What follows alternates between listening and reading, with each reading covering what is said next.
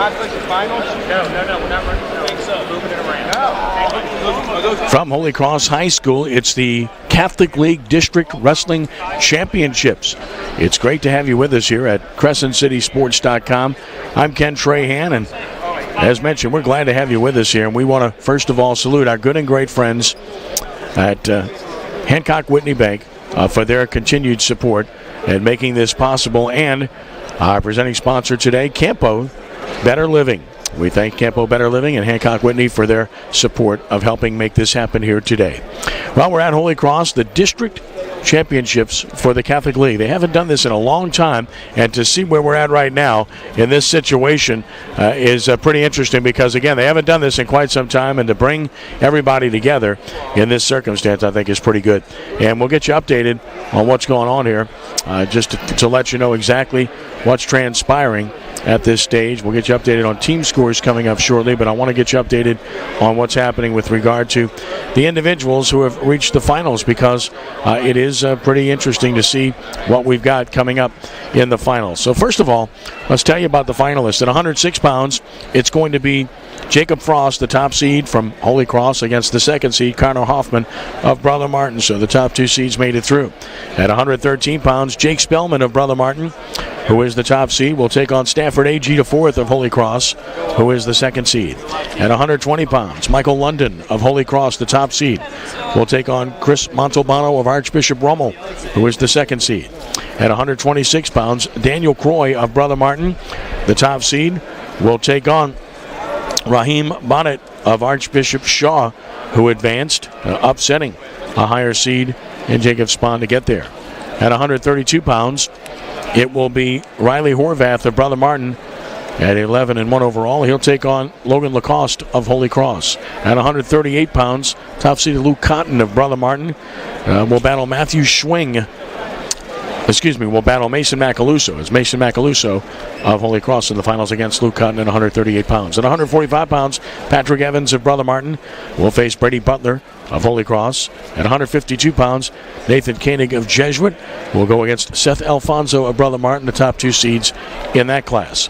At 160 pounds, Paul Truding of Jesuit will take on Caden Mummy of Holy Cross, the top two seeds in that class. At 170 pounds, it will be Eduardo Garcia of Archbishop Shaw against Spencer Reyes of Holy Cross. Reyes upsetting Mason Massacott of Brother Martin to get there. At 182 pounds, it will be Thomas Arsenault of Jesuit against Michael Clapp of Brother Martin, top two seeds getting through to the finals there. At 195 pounds, Cameron Frederick of Brother Martin will take on Logan Hefner of Holy Cross as Hefner upset Jack Grady, a higher seed, to get there. At 220 pounds, Perry Gansey of Jesuit, maybe the best wrestler in the state, will take on Kyle West of Brother Martin, top two seeds making it through. And then at 285 pounds, the heavyweights, Mac Brown of Brother Martin will battle Brady Maylett of Holy Cross. Maylett beat a higher seed in Eric Bumgard to get to the finals. So that gives you an update on the overall finals that are forthcoming that you'll be watching here at CrescentCitySports.com. Now let's get you updated on the team scores as we speak. Brother Martin is the leader going into the finals. A pretty solid lead at 198 points, and they're looking good to win here. Holy Cross, the defending state champion in Division I, is second with 171.5 points. Jesuit third with 113 points. Archbishop Shaw is fourth with 70.5 points. Archbishop Rummel fifth with 45 points. And John Curtis Christian is sixth with 22 points. All of that includes the consolation round, the wrestlebacks, which just took place. You had the quarterfinal round this morning at 9, the semifinal round, which just concluded. It started at about 10, and then the consolation round, actually, which was the most recent round that just took place moments ago to get us to this place in time. Of course, the state championships are coming up 2 weeks from this weekend, Friday and Saturday, which will be February the 16th and 17th at Bossier at Century Tel Center in Bossier City. We'll be there with full coverage for CrescentCitySports.com, blogging throughout the course of the event with stories from each day as well. So again, glad to bring you the best in wrestling. And of course, when you talk about the best in wrestling, you've got maybe the three best programs in Division I here. that are wrestling in this district championship meet. Holy Cross, the defending state champion. Brother Martin, the 5-time state champion prior to last year. And, of course, Jesuit always finishing in the top 2 or 3 in the state. All three figure to be in that role again this year. Possibly the only team that could upset the apple cart and break up that trio of teams finishing at the top would be St. Paul's, who whipped De La Salle in a dual meet last night and looked pretty good doing so. De La Salle, of course, multiple state champion returning in Division 3. So that sets the stage for what is to come. We're looking forward to bringing it to you here this afternoon. And obviously a lot of good matches with perhaps a few seeds for the state tournament on the line here. That's what we're looking at. That's what we're waiting for. You want a bank that was ranked among the top in the nation for business banking? Hancock and Whitney Bank has you covered with nearly 200 locations across the Gulf South. So stop by today. Learn more at HancockWhitney.com. And today's coverage is brought to you by Campo Better Living, locally owned and operated with over 100 years of sales experience. Visit them today at 3020 Clearview Parkway in Metairie or go to CampoBetterLiving.com. We appreciate Campos for their support of making this happen here today, and in particular Paul Klein for his support and, of course, his love of wrestling.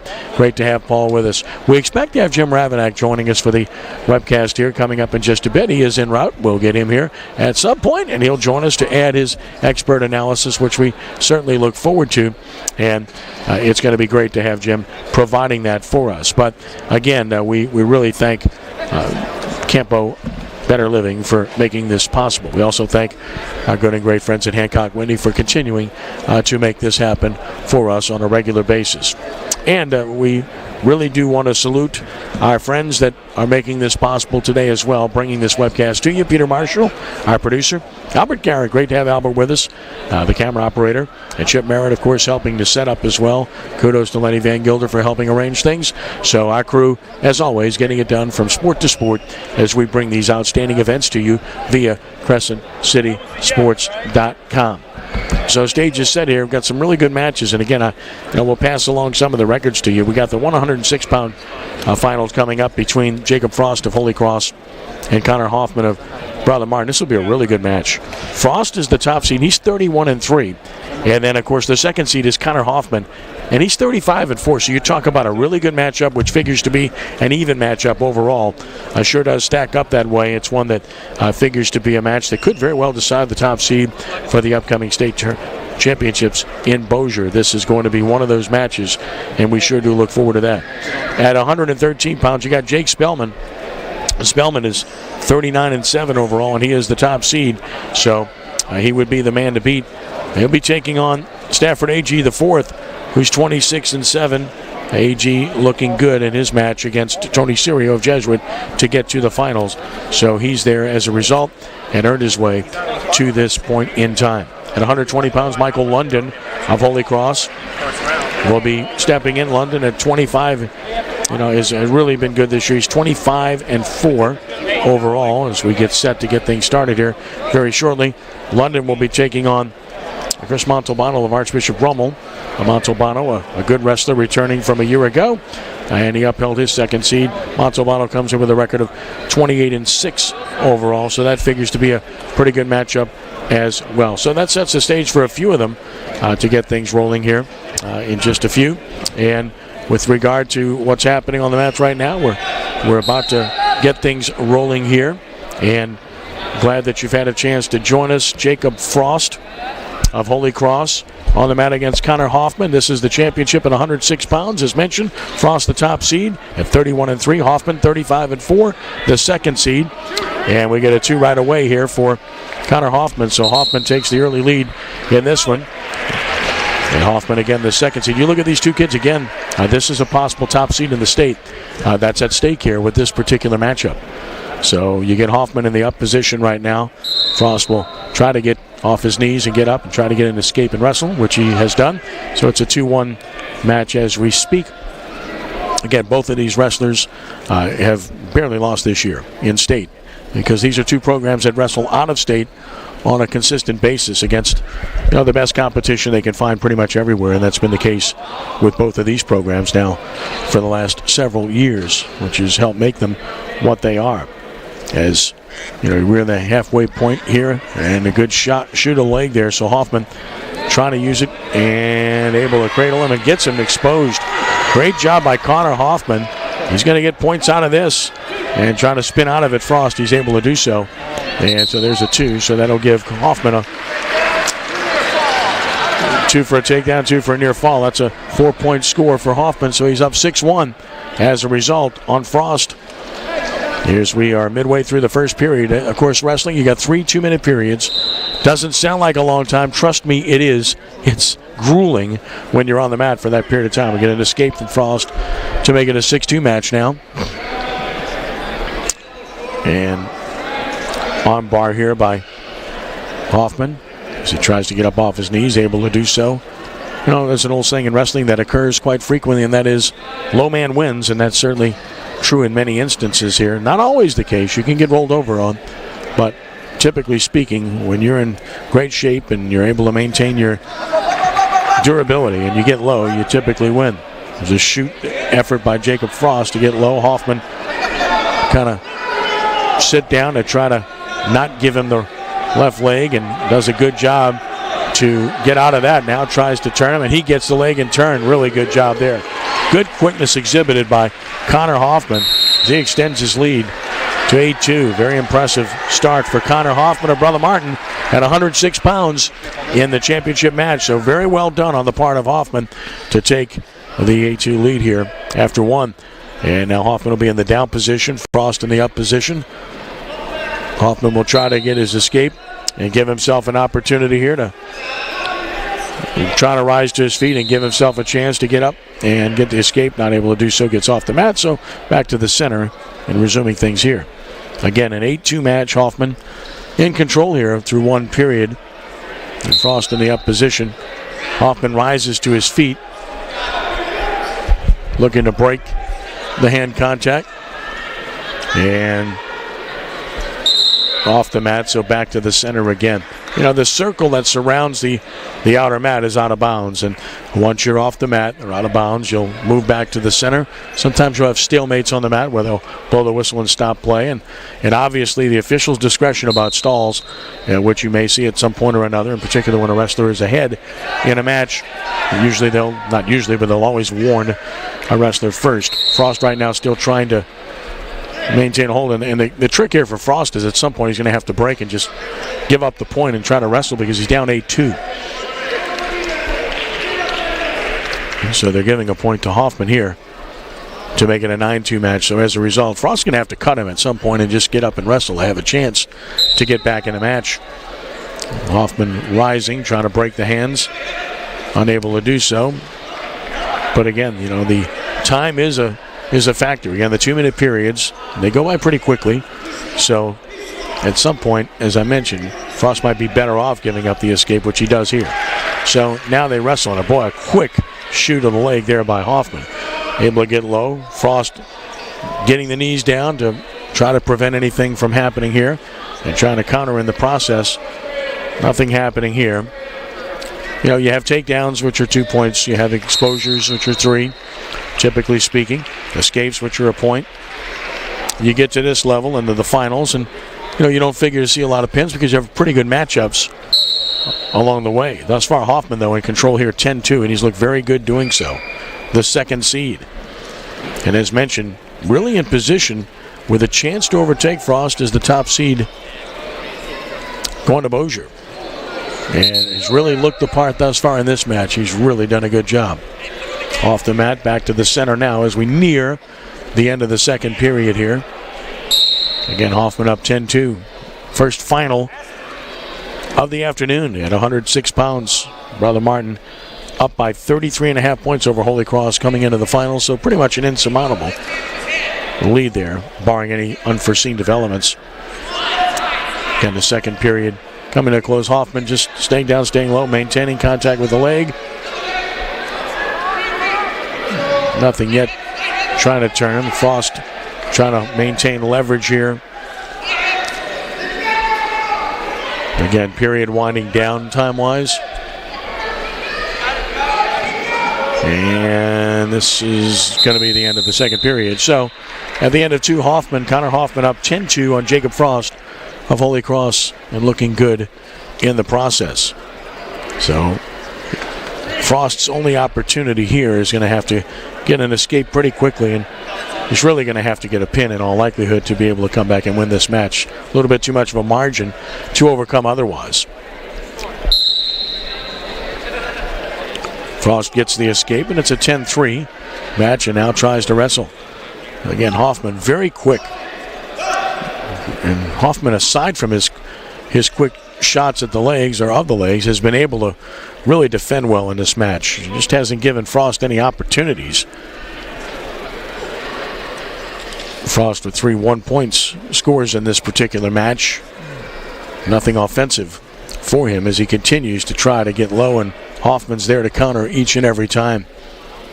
Defense, a huge part of this sport. Quickness, obviously. Technique, the biggest part. And then, of course, there's the durability aspect, which is maybe the biggest of all, because this is a sport that is the most demanding physically of any that you'll find anywhere. You've got to be in incredible shape to be able to accomplish what you want to accomplish on the mat. If you haven't tried it, you wouldn't know. It's amazing to have done that. Remember the first time I got on a mat, intramurals, it was crazy. Thought I was Superman, and after about 2 minutes, I was gassed. Nothing left. It was like, please pin me. Get this over with. I mean, it is a tremendous endurance test.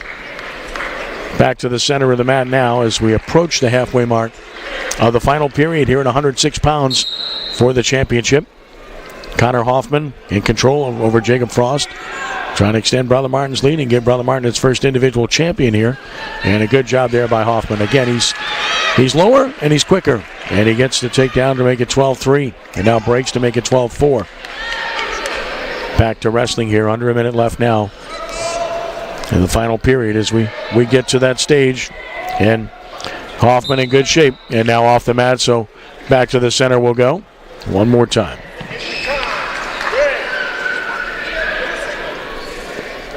12-4 Hoffman. Hoffman a little bit gimpy here. They give him a little time.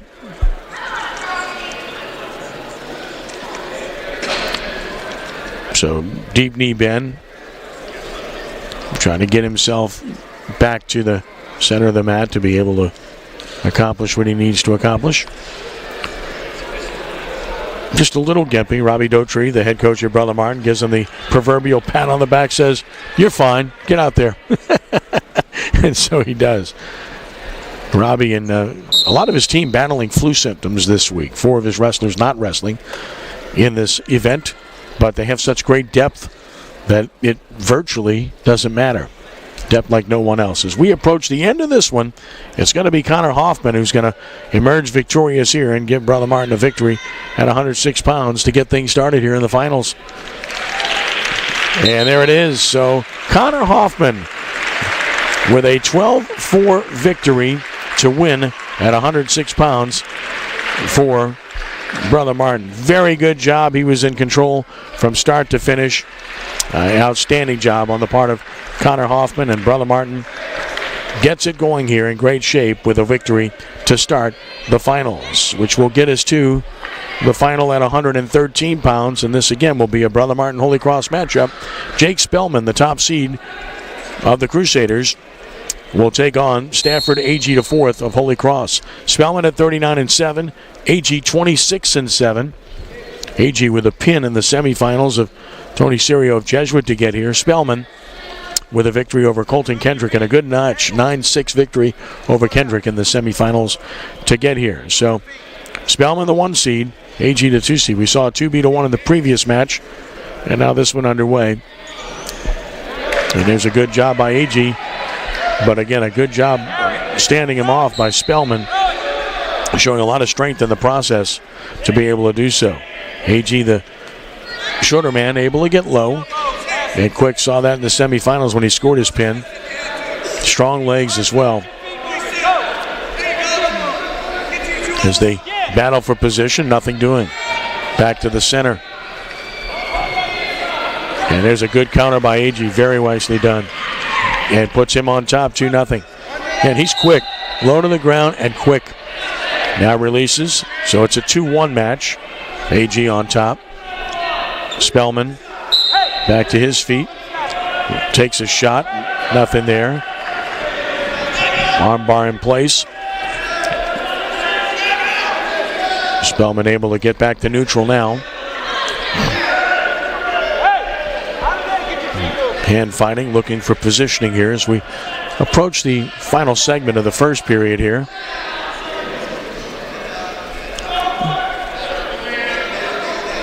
A 2-1 lead for AG of Holy Cross.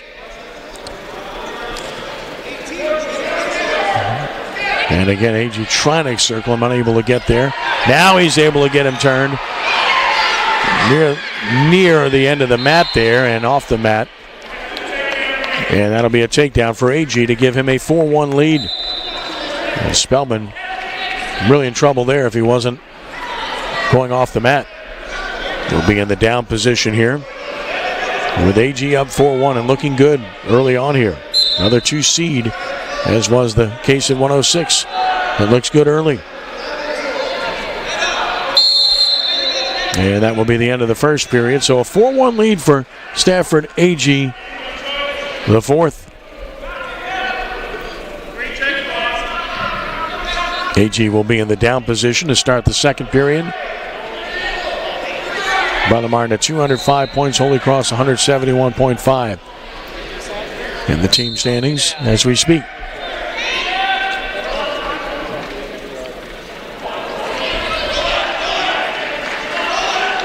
This is the 113-pound class. Now, this particular class,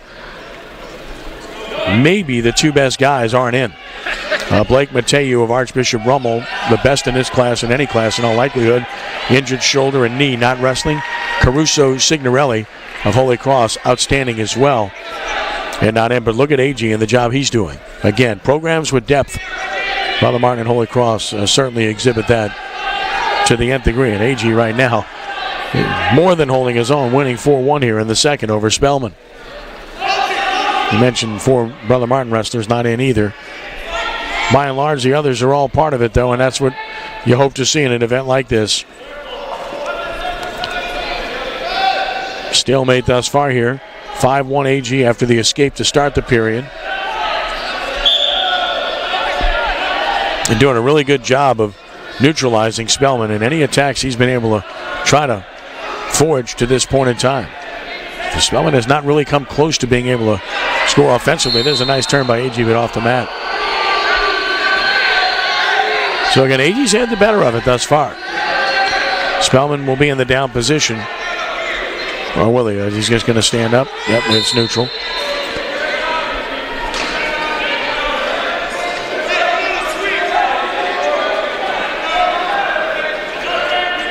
Spellman unable to rise at this point.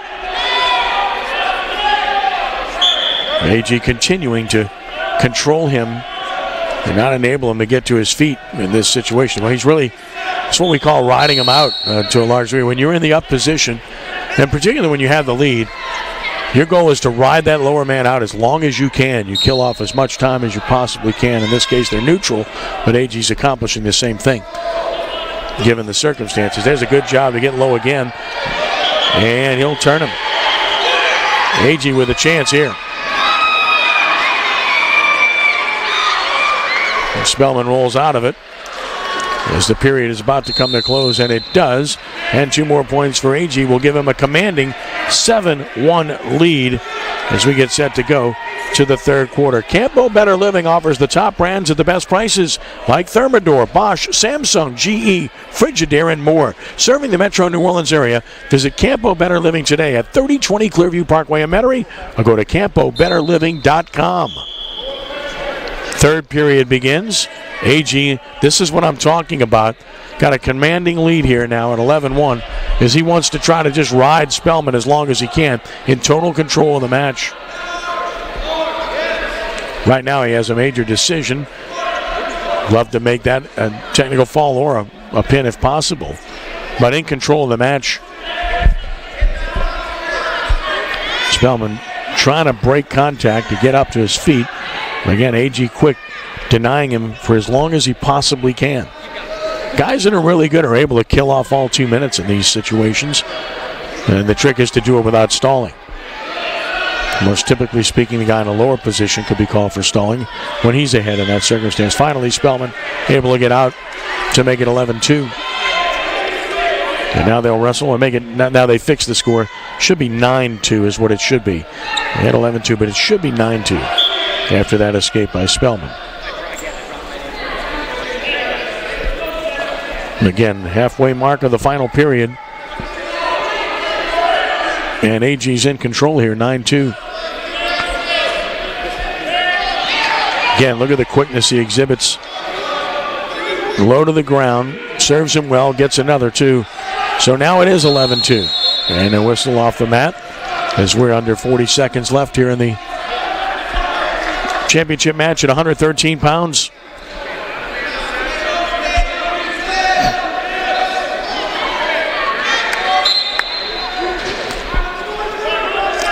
AG really in totally commanding position here, can ride him out the rest of the way with an 11-2 lead.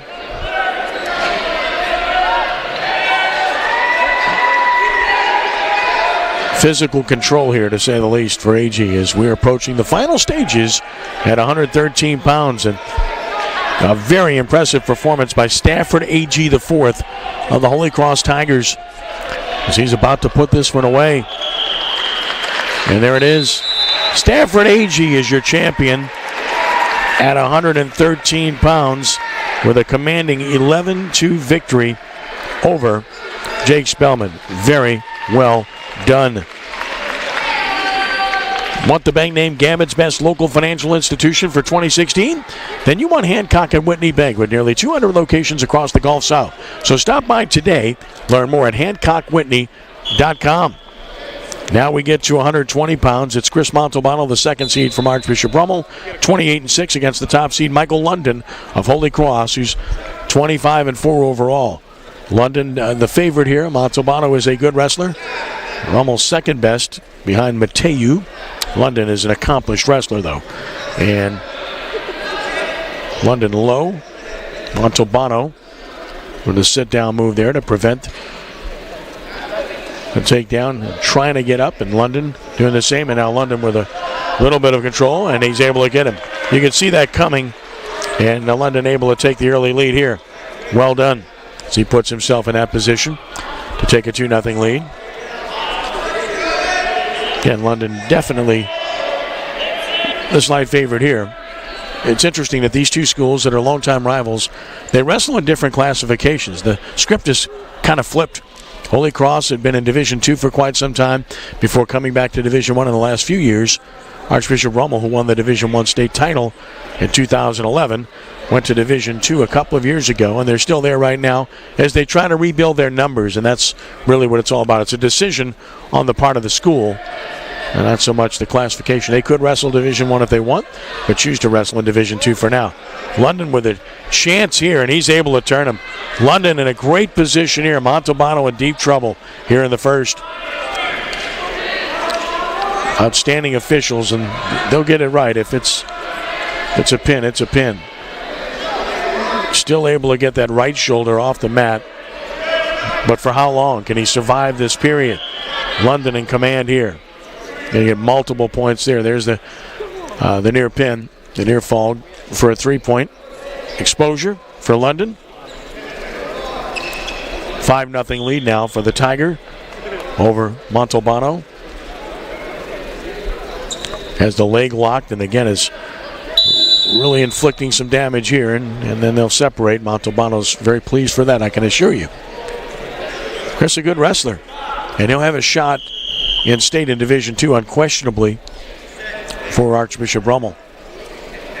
London in the up position here as we near the end of the first. Montalbano trying to get on the board for the first time. Not able to get to his feet at this stage.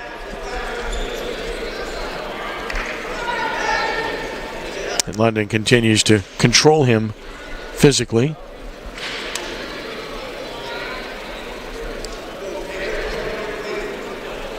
A 5-0 lead here, early second. Montalbano just unable to get away. Now he has a chance to escape. Still hasn't gotten out of it. In a better position, but London able to turn him anyway. And London has him in deep trouble again. London has him exposed once more.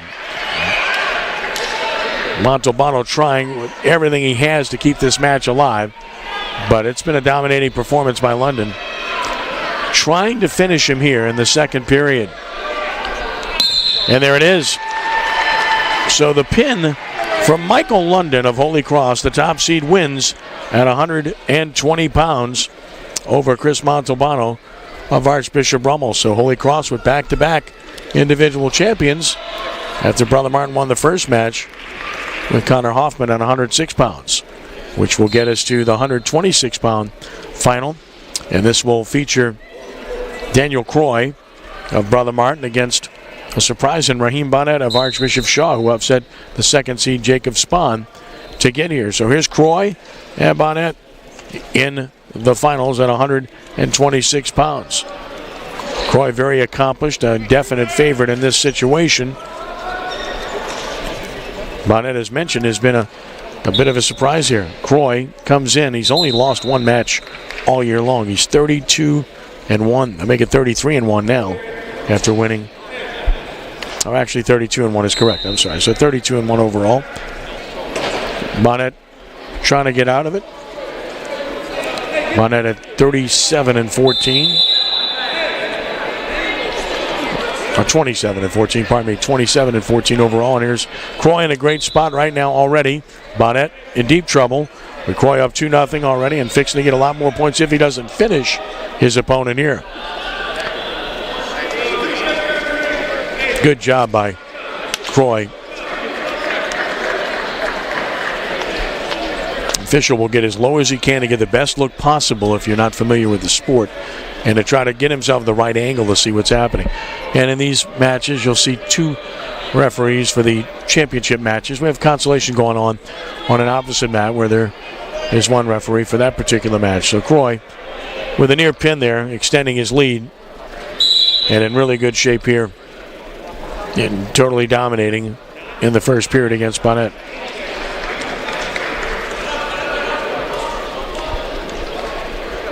$5-0 lead for Croy. Turns him once again, and once again has a chance.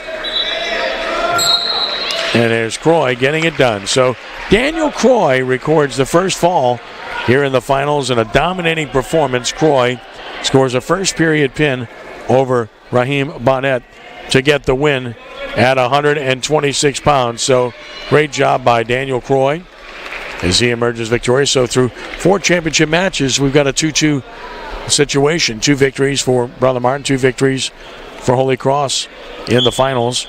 And now we get to 132 pounds. Riley Horvath of Brother Martin, the top seed. Horvath at 39-9, taking on Logan Lacoste of Holy Cross. And Lacoste comes in at 20-14, or actually 21-14 now. So here is Horvath and Lacoste. They obviously know each other quite well. Off the mat here and back to the center. As mentioned, Holy Cross stopped Brother Martin's 5-year reign as the Division I state champions a year ago at Bossier City. Brother Martin, the definitive favorite this time around, as this league has really controlled state championships at the highest level for a long time now. We mentioned Rummel winning in 2011, and prior to that, Brother Martin and Jesuit winning a bunch of titles as well. Here in the first period, Horvath and Lacoste, nothing doing thus far. Lacoste the leg, but Horvath also has the foot and trying to make a turn. And now, boy, nice counter there by Horvath when he was in trouble, and now he's able to fight off Lacoste again. This is your basic stalemate to this point. Good battle between these two here in the first. Portends for something good to come in this match. Back to the center of the neutral position once more. Horvath and Lacoste. Scoreless here in the first. to the leg goes Lacoste and off the mat. So got a little bit of a shot there, but unable to get anything done. As we approach the end of the first period here, the title match at 132 pounds. And there's Horvath trying to get that two-pointer. Lacoste able to neutralize the ball. These two are really evenly matched, aren't they? Horvath fights to his feet. Lacoste stays low to hold on to the leg. Horvath sits down on him, trying to get surrounded, but Lacoste maintains a contact with those legs, doesn't allow him to get around him and get the two-pointer. Yeah, good stuff. So really good matchup there.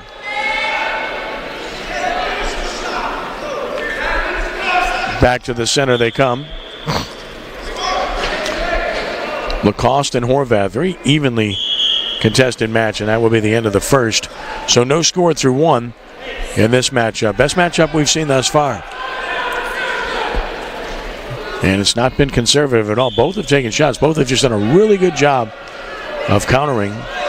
And now the trick for Horvath is to get an escape and put the first point on the board and then see some wrestling. Lacoste will try to prevent that. But there's a good job spinning out of it beautifully as Horvath, and he'll get the two as a result. So takes the lead here in the second. Maybe taking advantage of Lacoste being a little bit over-aggressive in that up position.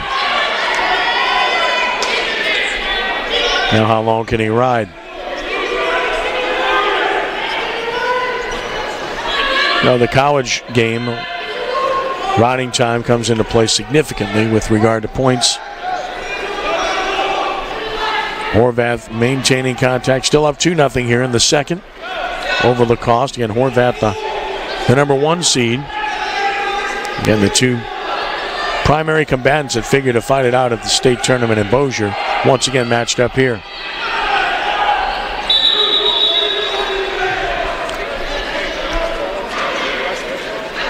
Still holding on here and not allowing Lacoste to get anything done. Just fighting him off. Doing a good job in the process. And now back to the center will come. Both guys very good in the defensive realm of the sport. That's the low score thus far. Once again, Horvath will be on top.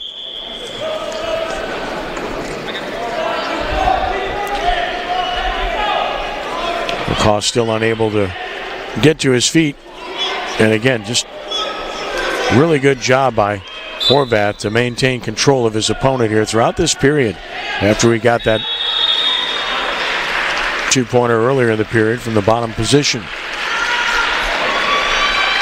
Period winding down here.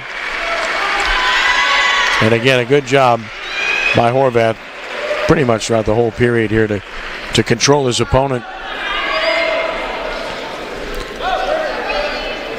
Of course, this is at 132 pounds. And the whistle sounding here, so not a whole lot happening. It's the fifth championship, 14 weight classes to be decided here.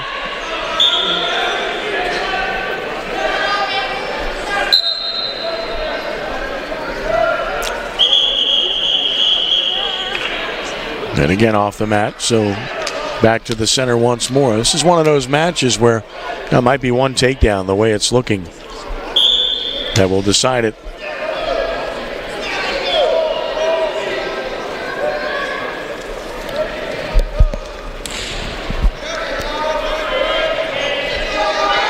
Horvath and Lacoste still battling, and now getting low here is Lacoste, but Horvath able to maintain control. Now trying to get in the offensive position. He gets the two. Good job. Again, just really good technical wrestler.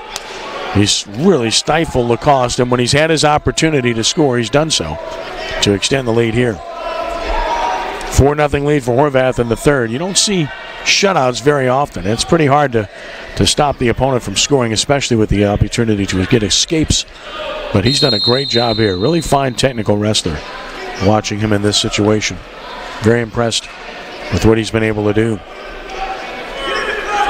So Horvath in control of Lacoste, 4-0 here. Get close to the midway point of the final period here. And now they'll blow the whistle and reset. They're going to give a point there to Lacoste. So to make it a 4-1 match. Now if he can somehow rise here, he can make it a 4-2 match and then have a takedown opportunity. So he's not out of this by any stretch of the imagination. We're under a minute left.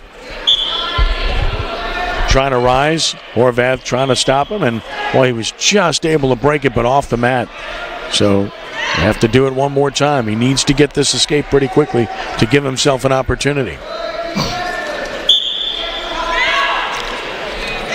And now he gets out of it. So now he got a shot here. It's 4-2, and Lacoste tries to shoot the leg. Down by 2, looking for a takedown. Horvath trying to stay low here. Spreads the legs.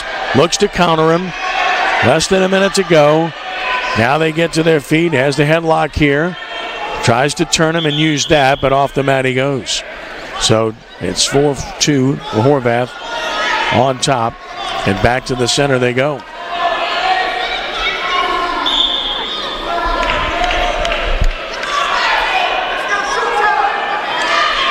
Lacoste in need of scoring here, trailing 4-2. And Horvath instead gets a 2-pointer on a takedown, so that might be the deciding factor there at 6-2 as time winds down here. Looks like it's going to be a victory for Riley Horvath, and there it is. So Riley Horvath with a 6-2 win over Logan Lacoste to win at 132 pounds, the third individual victory for Brother Martin in the finals. Holy Cross has won twice. Campo Better Living not only offers the top brands, but they will not be undersold by any big box or legitimate internet dealer. Go see Paul Klein today at Campo Better Living, 3020 Clearview Parkway in Metairie, or go to CampoBetterLiving.com. And again, thanks to Paul Klein and Campo for their support of making this possible today. At 138 pounds, title match, Luke Cotton, Brother Martin, the top seed, against Mason Macaluso of Holy Cross. Cotton coming in at 28-5, and Macaluso with a record of 21-9. Cotton, the definitive favorite here, trying to extend the Brother Martin team lead. So it's Cotton and Macaluso here. At 138 pounds, Cotton with an early takedown for a 2-0 lead. Cotton, experienced wrestler, returner from a year ago, and a placer in state. Very aggressive, trying to position himself to score again. Macaluso with the arms locked, now in trouble if he can turn him. Has to release one, but still in a pretty good leverage position is Cotton.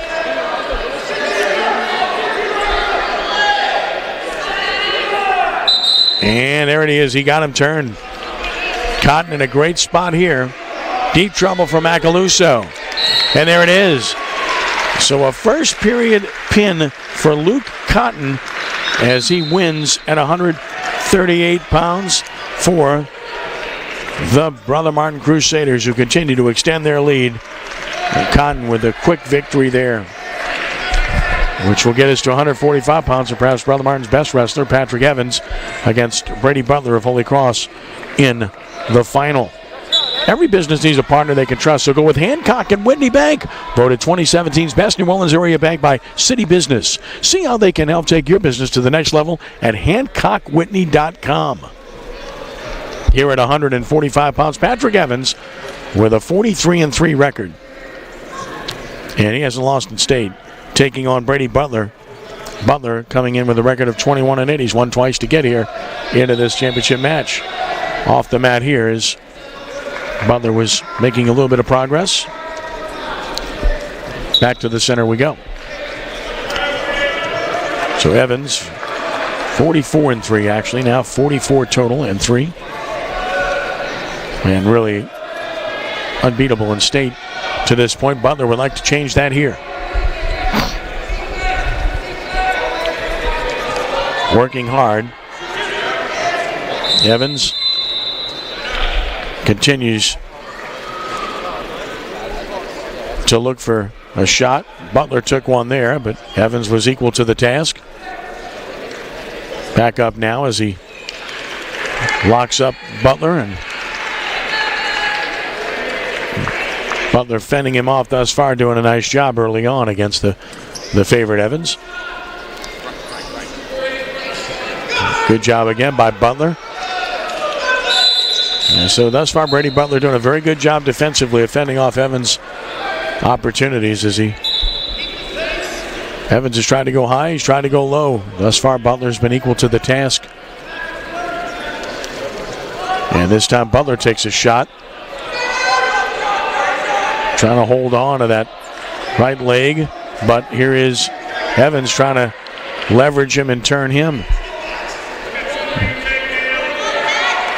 Evans looking to use that leg to turn, unable to get the leverage he needs to this point, but again, pretty good first period here.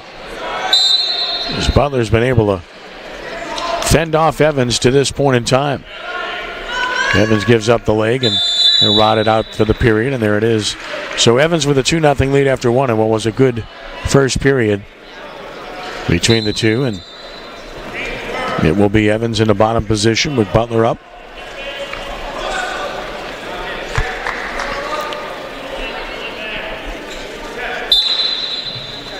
Evans able to rise pretty quickly and breaks the hand, so a very quick escape to make it a 3-0 lead for Patrick Evans here early in the second period at 145 pounds.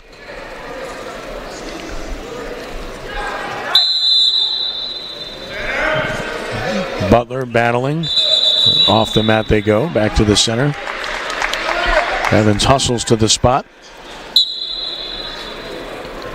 Always look for the colors here with regard to the respective wrestlers. If you're not that familiar with the sport, you know, one wrestler will have the green, one will have the red. In this case, Evans wearing the red and Butler the green.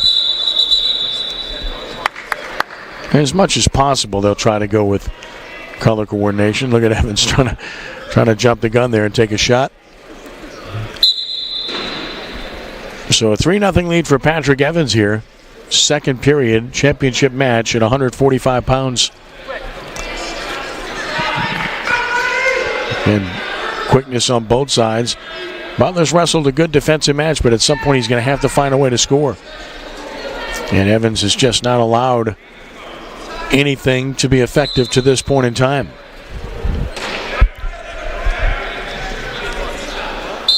Off the mat we go. So the lead maintained at 3-0 for Patrick Evans. Under a minute to go in the second period.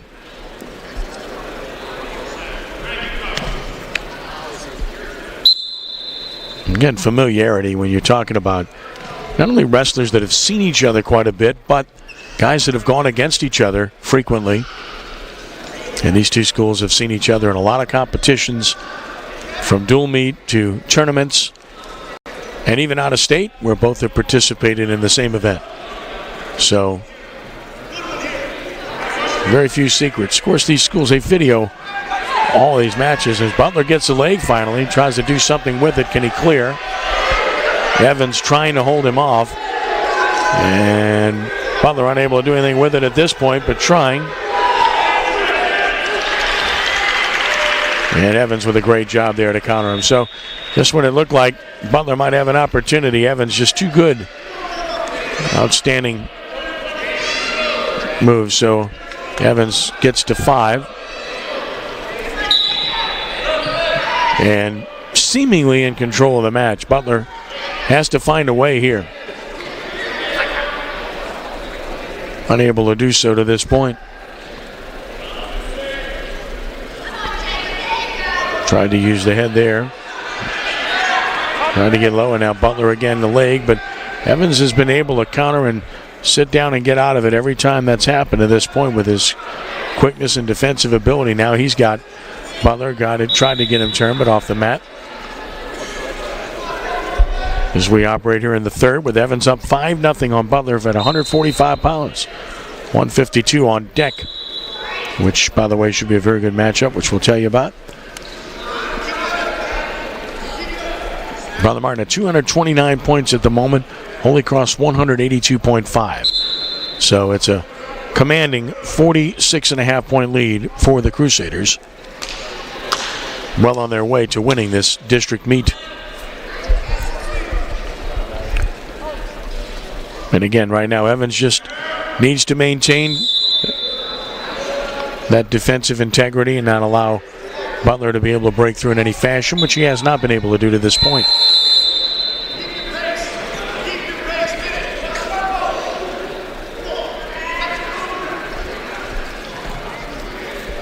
Still nothing doing here as we're less than a minute to go in the third. Evans up 5-0. And Butler getting frustrated, obviously. Just hasn't been able to find anything. Been able to shoot the leg a couple of times, but never been able to use it. And now here's a good job by Evans once again to fend him off. And now Evans gets low and holding on to the leg and trying to do something with it. Now turns.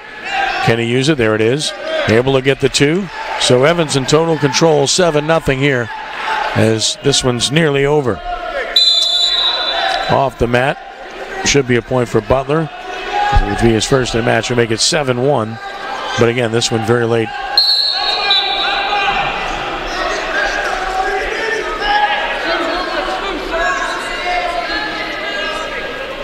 As this is just about done. Evans in control. Almost got himself in trouble there, but able to get up out of it. 7-1 Evans as this one is done. So Patrick Evans wins at 145 pounds with a convincing 7-1 victory over Butler to win at 145 pounds and to continue to build the outstanding afternoon that Brother Martin is having with 152 pounds on deck here. We salute Campo Better Living, where you get 6 months free financing and approvals are done in just 3 minutes. Go see Paul Klein today at Campo Better Living, 3020 Clearview Parkway in Metairie, or go to CampoBetterLiving.com. Thanks to Campo Better Living for their support. You want 5-star service from a financial institution you can trust? Hancock and Whitney Bank has you covered, with nearly 200 locations across the Gulf South and products for businesses of all sizes. Learn more at HancockWhitney.com. Ready to roll here at 152 pounds. Nathan Koenig of Jesuit, the top seed, who comes in at 31-2, and he's got Seth Alfonso, Brother Martin, very good wrestler in his own right, who's at 31-9 coming in. So Koenig against Alfonso. Each wrestler with at least 30 wins on the year to speak to their prowess. Koenig's been impressive. Scored a pin in the semifinals against Jeremy Reyes of John Curtis Christian. Alfonso scored a pin over Cameron Frost of Holy Cross, so both with falls to get here to this final match. Here's we wrestle in the first. Nothing happening. Again, two programs very familiar with each other. And you're looking at certainly two of the top 3 or 4 seeds in the state in this class being familiar with 152 pounds when you get to Bossier.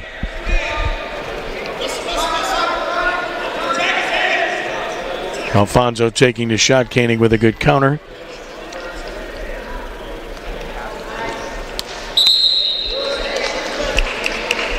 Again, with wrestlers that have like abilities that know each other very well, scoring becomes a difficult proposition, to say the least. And that's what you're seeing thus far in this match.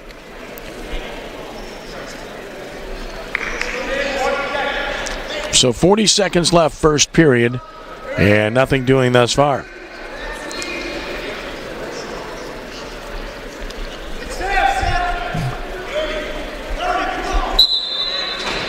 Good job here by Koenig.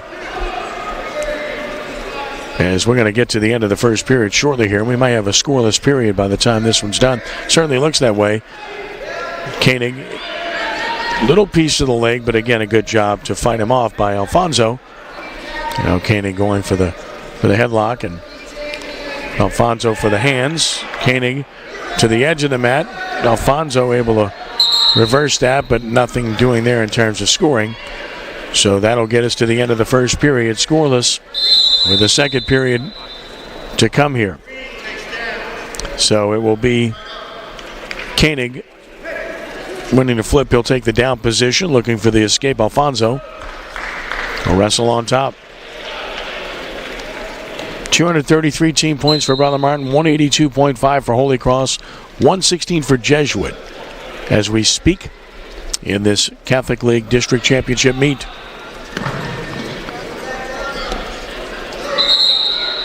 Alfonso and Koenig off the mat once more. Back to center we go.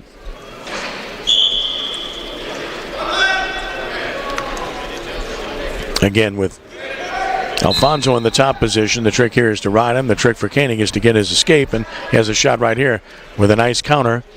And there it is. So Koenig takes a 1-0 lead with the escape here in the second, and now tries to use the position he has for a takedown. He's in a good position. There it is. So Koenig now goes up 3-0. Very impressive turn of events for Nathan Koenig to take a 3-0 lead here. The top seed over Alfonso.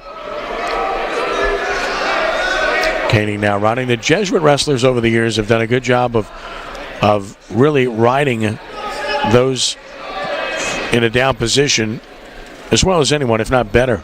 Something that they have done over the years, regardless of who the coaches are. Koenig right now with a 3-0 lead, trying to ride out as much time as he possibly can and seeing if he can possibly get his opponent turned. Alfonso would like to counter him if possible, and that's the trick when you're in the up position. You don't want to make a mistake and get reversed. I've seen it happen on many occasions when people have been over-aggressive. This one in the final minute of the second period with Koenig up 3-0. And off the mat they go.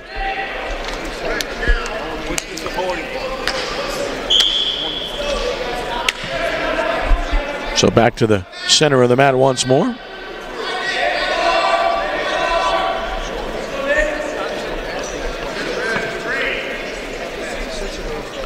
Koenig in the up position. Alfonso rising, and he'll break the hand, so there's the escape. So now he's in the match at 3-1. Now a takedown can get this thing even. So in a good position there. So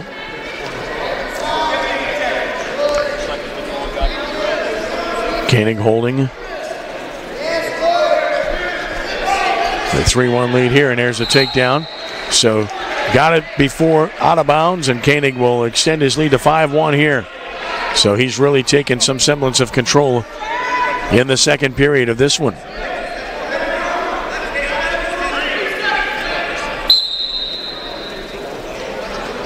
Alfonso unable to get up here, and that will finish off the second period. So Nathan Koenig of Jesuit with a 5-1 lead after two periods here. And it will be Alfonso in the bottom position to start the third. He's going to have to get that escape as quickly as possible and get to his feet. And let's see if the theory about Jesuit riding those in the down position pays off here. Jesuit's done as good a job as anyone of doing this over an extended period of time, riding out wrestlers in the down position and maintaining edges in matches. It's really been taught over the years. They've done a great job of doing it. And through a litany of coaches, of course, Sam Hartsenkram most notably, but they have had some very good coaches there that have been successful in doing this right now. And Sheridan Moran now doing a great job there and trying to build a championship program once again at a place where they are very familiar with those over an extended period of time. But again, the competition very stiff when you're talking about what Robbie Dotrieve has done at Brother Martin, and of course Eric DeSormo at Holy Cross. Again, the three top teams in this class statewide. The only team that has a chance to sneak in otherwise is St. Paul's, a winner over De La Salle convincingly in a dual meet last night on the North Shore. De La Salle, two-time defending state champ. Get a warning here for a stall. Then that's on Alfonso. So he's actually down in the match. He's got to do something here. Down 5-1. And Koenig doing exactly what we suggested, riding him out now for over a minute of the final period with a 4-point lead. Now Alfonso able to get up but off the mat. So back to center once more. Koenig showing his strength here.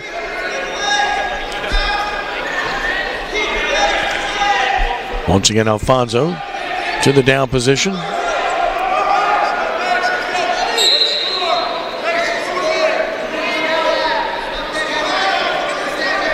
And again, Koenig continues to ride. He might actually ride him out the whole period the way this is going. It's under 30 seconds left. And again, a 5-1 lead in control at 152 pounds. Looking to take it home for Jesuit and give them their first individual title. Jesuit much better in the middle to upper weight classes than they are in the lower weight classes this year. They're not as competitive in the lower classes. That's what separates them from Brother Martin and really Holy Cross to a degree at the statewide level. Koenig almost able to get him turned there, but doesn't really have to do anything else to win this match at this stage, and there it is. So Nathan Koenig emerging victorious. Solid victory here. 5-1 over Seth Alfonso at 152 pounds. Give Jesuit its first individual champion here today. Today's coverage is presented in part by Ye Olde College Inn, a true New Orleans farm-to-table restaurant. Open Tuesday through Saturday for dinner. And the home of the New Orleans Prep Sports Hall of Fame. That's Ye Olde College Inn.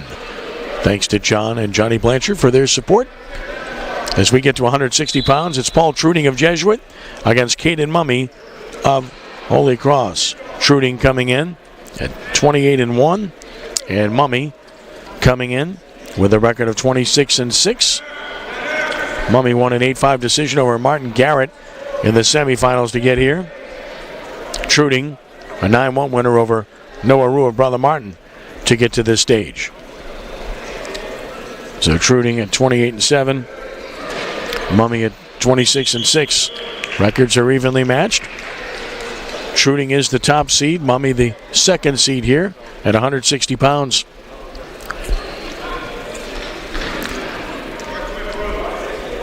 Mummy taller. Advantages and disadvantages. Getting low is key, and that's what Truding does here. Trying to keep him on the mat, and off the mat they go. So almost the first points of the match. Truding in a pretty good position there, but unable to keep Mummy on the mat. Mummy right elbow wrapped quite a bit. Truding, a name that's synonymous with high schools, Jesuit in particular, Brother Martin another. Here at the Holy Cross Gymnasium, beautiful facility. Had a great basketball game here last night. Holy Cross winning by 2 over John Curtis Christian in Catholic League play. There's Truding getting to the legs and getting the first points of the match. So Truding able to get on top here with a 2-0. Official had to correct it. He initially signaled the wrong color, but he fixes it quickly. So 2-0 in favor of Paul Truding here in the 160-pound championship match. As Jesuit showing its strength, and we get to the middle weight classes, trying to win their second straight individual title here.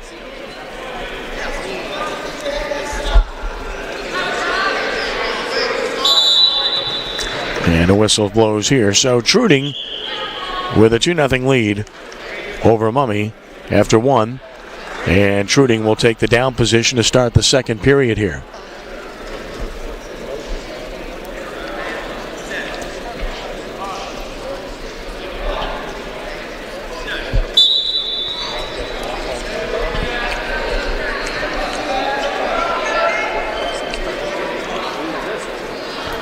Mummy turned him momentarily, but Truding obviously able to get out of that as he looks to get up and get out of this, and he's able to do so. So Truding gets the escape and makes it 3-0 here in the second over Caden Mummy of Holy Cross. Got push it here. Push the pace here, Mummy. So a 3-0 lead here in mid-second for Paul Truding.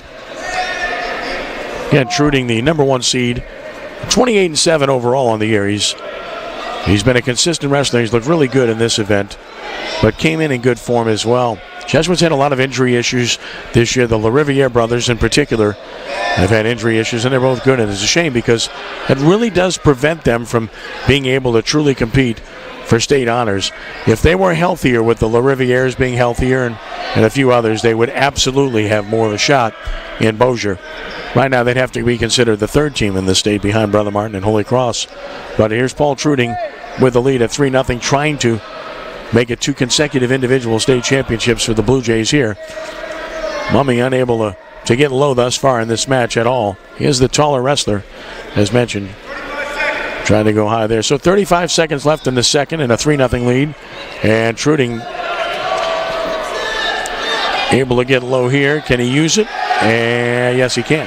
So it's a 5-0 lead for Truding as he now takes control in this match over Mummy as the second period is nearing an end here. We'll always see the assistant coming forward to pat the referee on the back to let him know when the time has expired. Referee's eyes are on the wrestlers at all times, so they can't possibly know about the time, and there it is. So the second period coming to a close. Truding with a 5-0 lead over Caden Mummy, looking to make it consecutive victories for Jesuit here in this championship round. So we'll go neutral. We'll go with both players, both wrestlers in the up position to start the final. And again, Mummy just unable to get low, and Truding counters him nicely. And almost exposed himself there. Mummy trying to use it. Truding trying to spin out of it, and there's Mummy getting the two. So that's the danger for Truding. When you have control of the match, you don't want to be over-aggressive and expose yourself. So it makes it a 5-2 match. It's still in play. Truding trying to turn with that leg. He has Mummy in an unusual position. There it is. He's able to turn him and get the two in reverse. So it's a 7-2 lead now for Truding. He's really been the superior wrestler in this one. Mummy is battled well, and he gets the escape here. So it's 7-3 as we approach about a minute and a half left to go in this match for the championship at 160 pounds.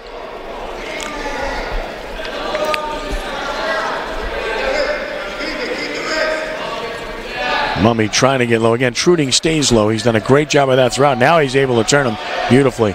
And there's another takedown for Truding. So he's in control, 9-3 now. And seemingly well on his way with under a minute to go in this match at 160 pounds. Truding will be a force in Bossier, to say the least. We're down to 40 seconds left in the match. And Truding in command here. Mummy needs to try to get to his feet, but right now he's in a compromised position. Down 9-3.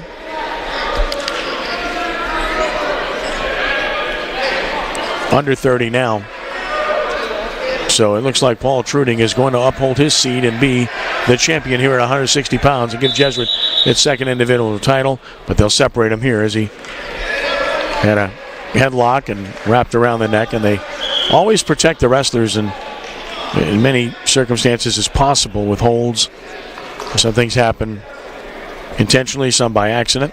Now Truding just needs to ride him out from the up position and maintaining control here to do so, and that's exactly what he's doing to hold this 9-3 win as this one's about to end, and there it is. So the winner at 160 pounds with a solid 9-3 victory is Paul Truding of Jesuit over Caden Mummy of Holy Cross. Well done. Jesuit has won their second consecutive title here. Today's coverage is presented in part by Rockin' Bowl. Next Friday night, kick off Mardi Gras weekend with sounds of Karma at Rockin' Bowl, 3000 South Carrollton Avenue near Earhart. And once again, our thanks to Whitney Bank. If you want a bank that was ranked among the tops in the nation for business banking, well, Hancock and Whitney Bank has you covered with nearly 200 locations across the Gulf South.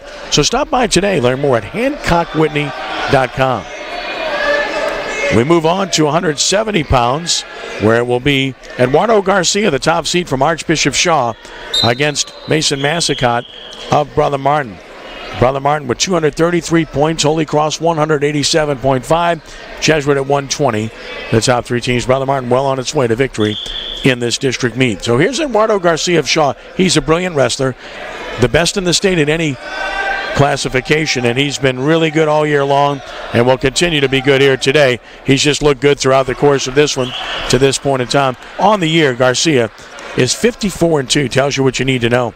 And Mason Massicott of Brother Martin comes in with a record of 31-12. Garcia got here by taking care of Peyton Kopselich of Rummel and then scoring a pin over James Hotard of Jesuit in the semifinals. Massicott got a bye, then he defeated Spencer Reyes in the semifinal of Holy Cross to get here. So Garcia, definitely the favorite here. Scoreless thus far as we approach the halfway mark of the first period. Massicott thus far. Wrestling a defensive, tactical match with instruction unquestionably from the Brother Martin staff. Longer he can stay close in this, the better his chances will be. Garcia looking to take his shot, unable to do so. Garcia, one of the most accomplished wrestlers in this meet. We'll see Perry Gansey at 220 pounds a little bit later. If you try to pick 2 or 3, Patrick Evans and Brother Martin at 145. Unquestionably, Perry Gansey of Jesuit at 220 might be the best in the state in any class. This young man right here, Eduardo Garcia of Archbishop Shaw, at 170 pounds. Of course, Shaw competes in Division II by choice. Rummel does the same. Both programs are solid, but it's all about numbers. They want to get to the numbers that they desire before deciding that they will wrestle back at Division I. Rummel state champion in Division I in 2011, finished second in 2012. So they've been there not too long ago, but the numbers have to increase. The other thing about Rummel was they lost Josh Ramirez, who was the best wrestler in Louisiana a year ago, who transferred to the Midwest and is a nationally ranked wrestler and is going to be in a major program next year. There's the first 2-pointer of the match. Garcia able to get a takedown of Massacott right before the end of the first quarter. So right as time was expiring, Garcia able to get on the board with a 2-0 lead over Mason Massacott. And Massacott will be in the down position here. Garcia will be in the up position. Massacott will try to get to his feet and get that 1 point and wrestle as quickly as possible. Garcia has other ideas.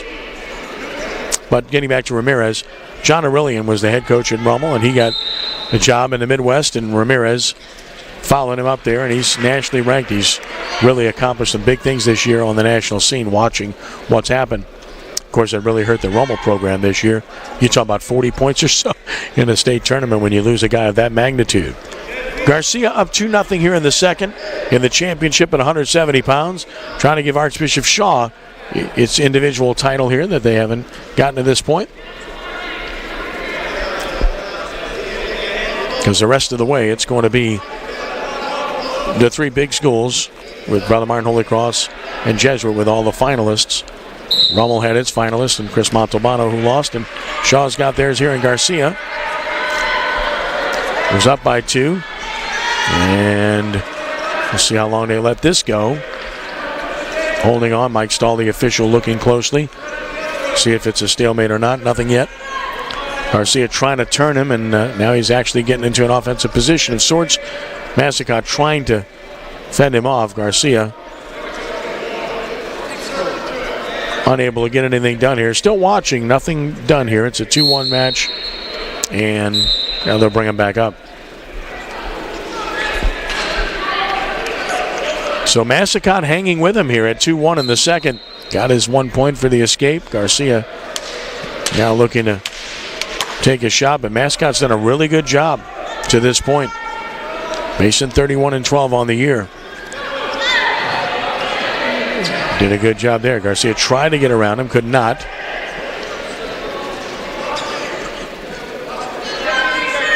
Mentioned earlier about Brother Martin having 4 kids out with illness of their 14.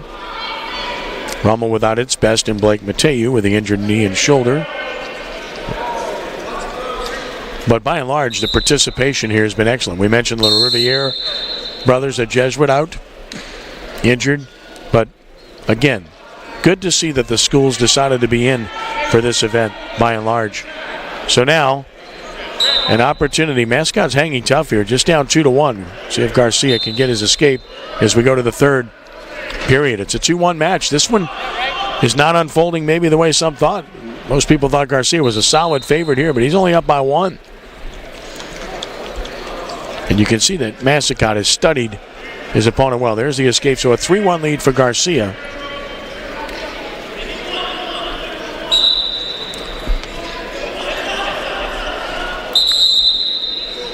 And now they'll wrestle. Mascott must take a shot here. He needs a takedown. He gets a leg here.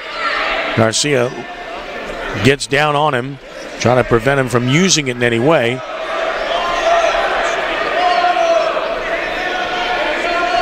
Garcia's knee's still down, so there you go. They'll bring him back up.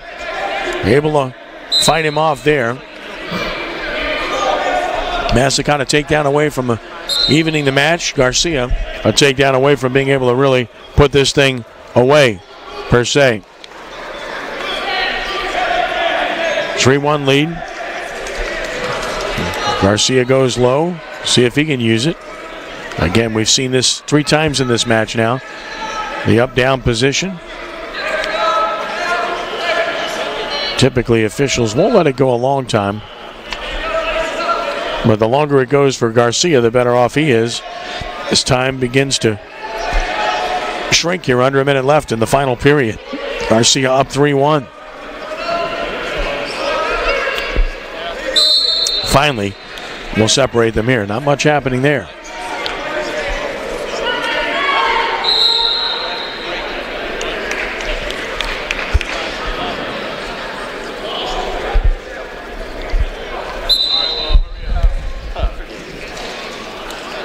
Garcia and Massicott. It's 3-1 Garcia on top here at 170 pounds for the individual title.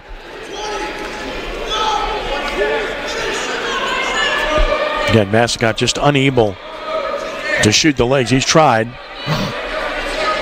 on multiple occasions, and now Garcia just holding on here. All he needs to do, time's about to run out. Eduardo Garcia up 3-1 is ready to put this away, and there it is. So Eduardo Garcia of Archbishop Shaw is the winner at 170 pounds. 3-1 victory over Mason Massicott. Good effort by Massicott, just unable to overcome him and get anything done offensively. Today's coverage is brought to you by Campo Better Living, locally owned and operated with over 100 years of sales experience. Visit them today at 3020 Clearview Parkway in Metairie, or go to CampoBetterLiving.com. Thanks to Paul Klein, Paul Campo, and Campo Better Living for their generous support.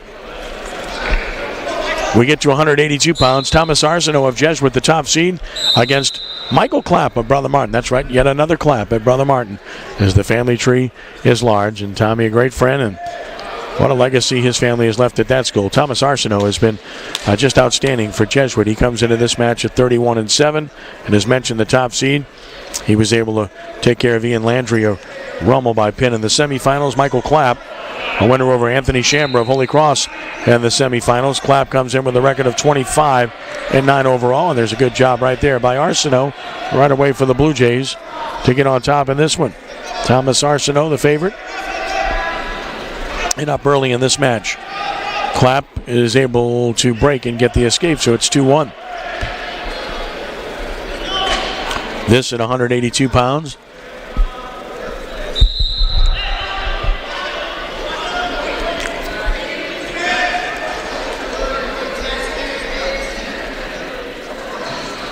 Michael Clapp, Brother Martin, has gotten better as the years gone on. And again, you have some guys that are multi-sport guys, in particular that play football. And when they get to wrestling, it does take some time to assimilate, because it's a totally different conditioning thing. And with all due respect to football, there's a lot more usage of body parts and conditioning in wrestling. It takes time, and typically those guys get better as the season goes on. And when you get to the upper weight classes, you usually see guys that are football players that wrestle as well. That's commonplace in this state, and certainly here in the New Orleans area. You can think almost every year of somebody like that. Last year, Corey Dublin of Jesuit at 285 pounds was a state champion. Of course, starting guard at Tulane is a true freshman in football this past year, to give you some perspective. So 2-1 Arsenault on top as we'll go to the second. And Arsenault will choose the down position.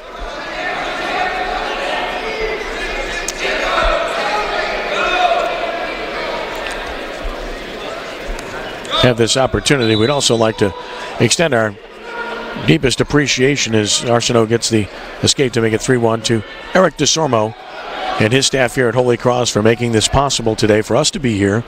We're deeply appreciative. Steve Costa's here today. Joel Murray's here today from Holy Cross, and it's great to see them and really appreciate the hospitality, the accommodations to allow us to do this and bring you wrestling, as we've been able to do for several years now through our website entity, now CrescentCitySports.com.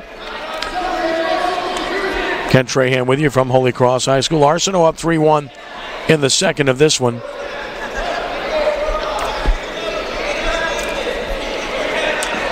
Clapp trying to find a way to break through here.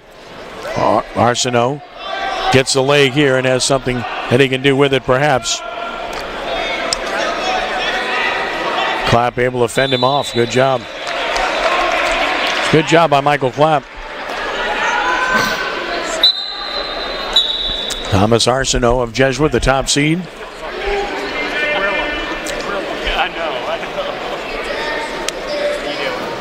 Clapp able to fend him off at this point, but still down 3-1 as we are midway through the second period of this one.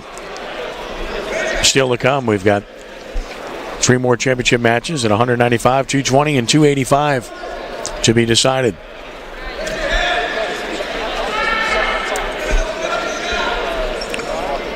Less than a minute left in the second period here. 3-1 Arsenault on top.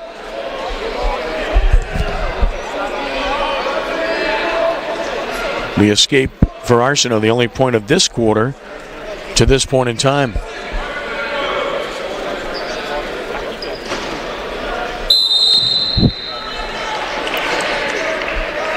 And the second period nearing an end here. Still 3-1 Arsenault. Not much happening here in this period at 182. And there's the end of the second. So a 3-1 lead for Thomas Arsenault as we get set to go to the third period. Clapp will take the down position, and of course the trick here for Michael is to get an escape as quickly as possible and then try to get a takedown and win the match. Looks to rise there. Arsenault does not allow. Now again trying to get to his feet, but Arsenault doesn't let him. Clapp tries to spin out of it. Arsenault holds on. Clapp able to get to his feet here and able to break it. So now it's 3-2. Match on. Arsenault 3, Clapp 2 here in the third. So this one has a chance to be something really good here in the third. It's a one takedown match now. 3-2 Arsenault in the third. Michael Clapp, who's gotten better and better, fighting hard here. Clapp bends out of that, adjusts the headgear. Arsenault, hand lock. Looking for position. Clapp tries to go low. Arsenault tries to counter. Clapp sits down on it. Arsenault holds on to that leg, trying to do something with it. And now he's got him risen. Can he get the leg taken down? Use the other leg to sweep. Tried to sweep. It didn't work. Clapp still maintaining his position, not giving it up, just battling hard not to allow the takedown here. Gets down to a knee, gets back up, and now they blow the whistle and they'll bring him to the center. So a really good job by Clapp to prevent Arsenault from scoring in that circumstance. Not easy to do. And now back to action we go. Again, 3-2 Arsenault.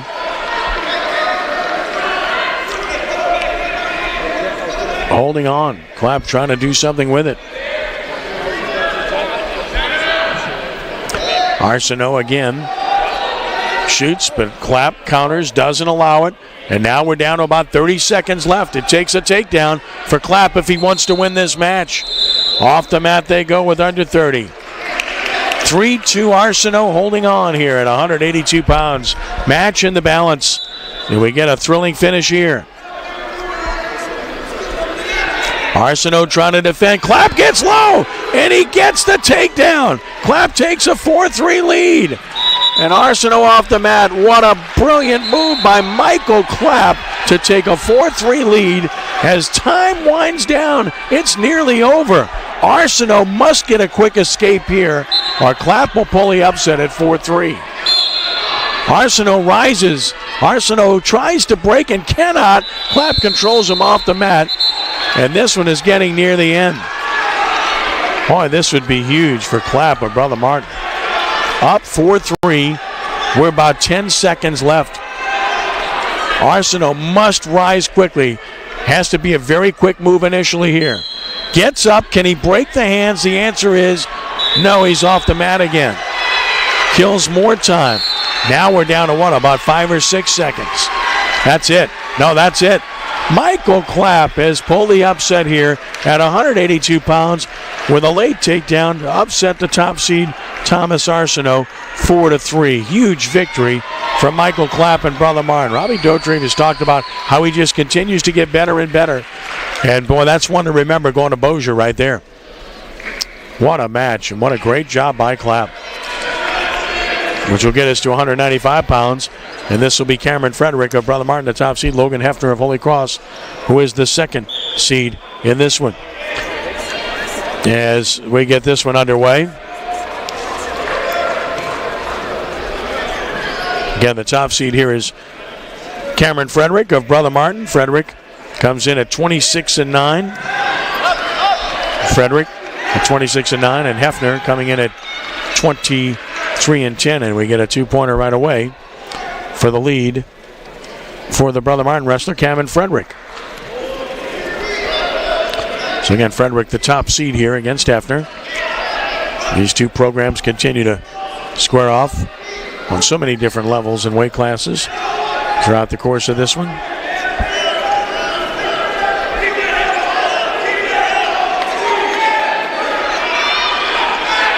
Trying to get him turned here in a pretty good position. Frederick, and there it is. Frederick and Hefner briefly exposed. Brother Martin 238, Holy Cross 193.5 in the team standings. Jesuit a distant third at 124.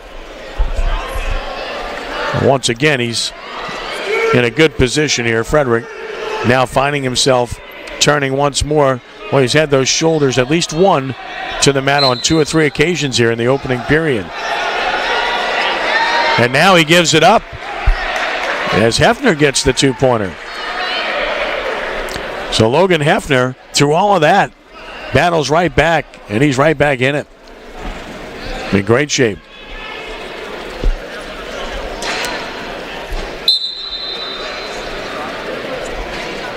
Hefner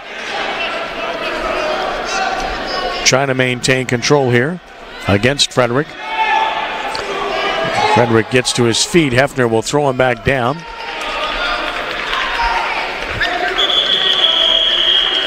This should be the end of the first here. I don't even know what he's looking at. So the end of the first here. No idea what he's looking at. What's happening? And it's Frederick with a 4-2 edge. He'll be in the up position here. Hefner trying to break here to get the point. Able to rise quickly, but gets thrown back down. Fights back up again. And off the mat. So 4-2 Cameron Frederick here in the early stages of the second period at 195 pounds. Still to come, the championships at 220 pounds and 285 pounds. It'll be a Jesuit Brother Martin matchup at 220 and a Brother Martin and Holy Cross matchup at 285. Escape accomplished here.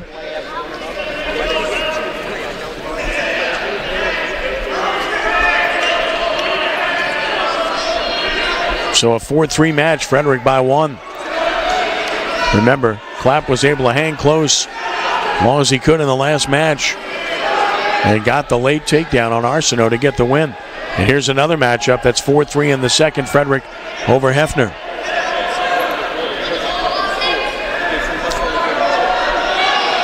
Frederick for the leg, Hefner goes for the move up top.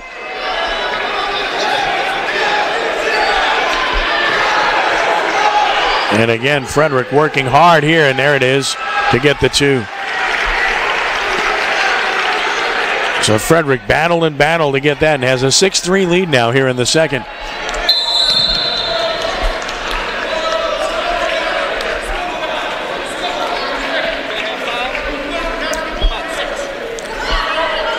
This at 195 pounds. You get to the upper weight classes, they get bigger, they get a little slower, but they get a lot more physical.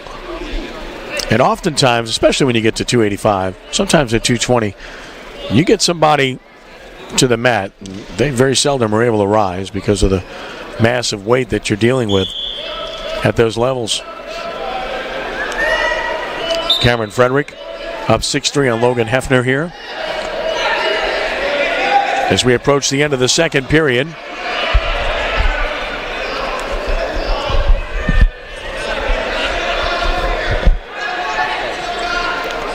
Frederick just riding him out, holding on here, holding on to the leg. And there's a whistle in the end of the second period here. Every business needs a partner they can trust. So go with Hancock and Whitney Bank, voted 2017's best New Orleans area bank by City Business. See how they can help take your business to the next level at HancockWhitney.com. Third period begins.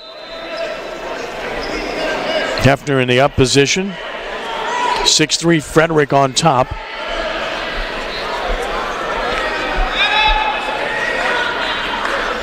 Now the working margin that you want is 4. 3 is acceptable. Takedowns worth 2, obviously. Exposure worth 3. If Frederick can rise and get that point, it'd be pretty tough to stand off. But right now up by 3. 6-3 here in the third.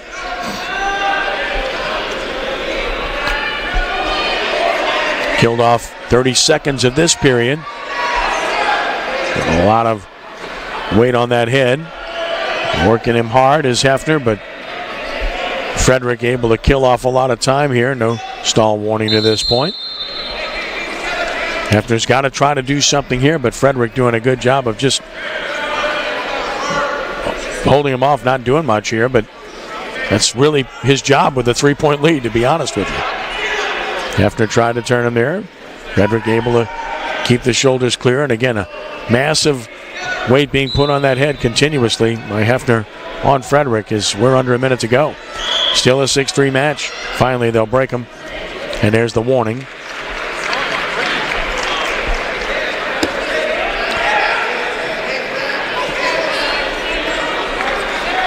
Once again, it will be Hefner in the up position.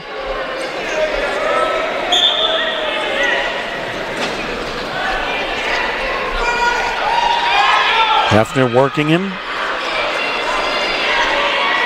But again, just a good job of killing off the time by Frederick here. Now he tries to turn Frederick, but he doesn't allow it. Frederick holding on. Time starting to wind down. Hefner's got to make something happen now. Down 6-3. And there's finally a stall warning for Frederick. Thought it might come a little bit earlier. This one is down in the last 10 seconds. Cameron Frederick is going to ride this one out, and he's going to win. At 195 pounds, Cameron Frederick with a 6-3 victory for the Brother Martin Crusaders as he wins at 195 pounds. Job well done by Cameron Frederick. So 2 more championship matches to go. Next up, it'll be 220 pounds, and we'll see arguably the best wrestler in the meet, Perry Gansey of Jesuit, who's really talented, taking on Kyle West of Brother Martin.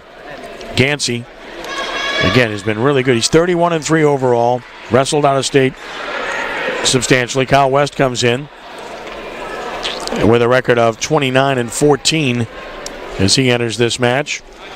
Again, Gansey's been awfully tough, really good wrestler. Fun to watch, too. Today's coverage is brought to you by Campo Better Living, locally owned and operated with over 100 years of sales experience. Visit Campo Living today at 3020 Clearview Parkway in Metairie, or go to CampoBetterLiving.com. Gansey and West. Gansey, for a big man, is quite athletic, and there you go. Slammed him to the mat, and so that's going to cost him a point. But Gansey, very quick, athletic for his size, and strong, obviously.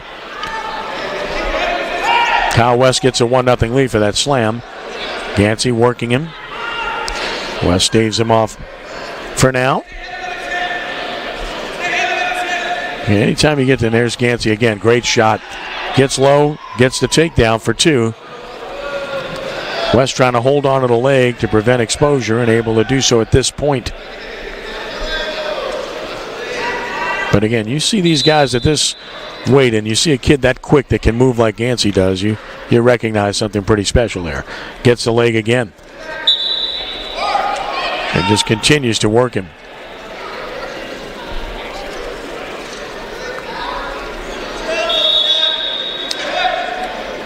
Bends him hard. And now gets the body around and has a real opportunity here. Oh, it's just a great move by Gansey. Yeah, I mean, he's just that good. I mean, he's quick, he's strong, he's technical. And I've seen a lot of guys this year. I think he's the best I've seen in any class. Gansey with a first period pin to win at 220 pounds. So Perry Gansey of Jesuit, the champion at 220 pounds for the Blue Jays. Extremely impressive. Which leaves us with one more championship to be decided, and that is at 285 pounds, the heavyweight. And the prohibitive favorite here is Mac Brown of Brother Martin, who's been outstanding all year long. Brown, the favorite in state. He's 29-3, and he gets Brady Maylett of Holy Cross. Maylett comes in at 18-9. But as mentioned, Brown's been the best at this weight class, and Brown's good. He's technical. He's low to the ground. Strong guy. I've seen him 3 times this year. Very impressive. And here he is against Maylett at 285 pounds. In the final championship match, Consolation still going on the opposite mat, but this is the final title match of the meet. Mac Brown able to get the leg here of Maylett and gets a takedown. So a 2-pointer for Mac Brown to take the early lead. And he's going to be tough to beat in Bossier. He's been that way all year long. Enjoyed watching him. Got another big man that moves well. You see a lot of the, we call them heavyweights, the 285s, that are just big, heavy guys. And, typically they trudge along and they slug out somebody, falls on somebody else, and that's usually what happens. But not these guys. I mean, when you look at Mac Brown, he's not that guy at all. Neither is Gansey. Obviously, Brown almost had an opportunity there. Still has it, perhaps. Got the arm, and he's bending it back. He's got a shot. There it is. Brown's got him exposed. Maylett's in deep trouble, and he's pinned. So Mac Brown with a first period pin. Very impressive as he wins at 285 pounds and puts the whipped cream on top of the ice cream. The cherries still to come with Consolations, but Brother Martin's going to win this district meet. The last count was Brother Martin 246, Holy Cross 203.5, and Jesuit at 130 in the top 3 here. So very good job by Mac Brown. The Consolations continue here as we speak, and we salute College Inn as they help bring today's coverage to you. Ye Olde College Inn is a true New Orleans farm-to-table restaurant, open Tuesday through Saturday for dinner, and the home of the New Orleans Prep Hall of Fame.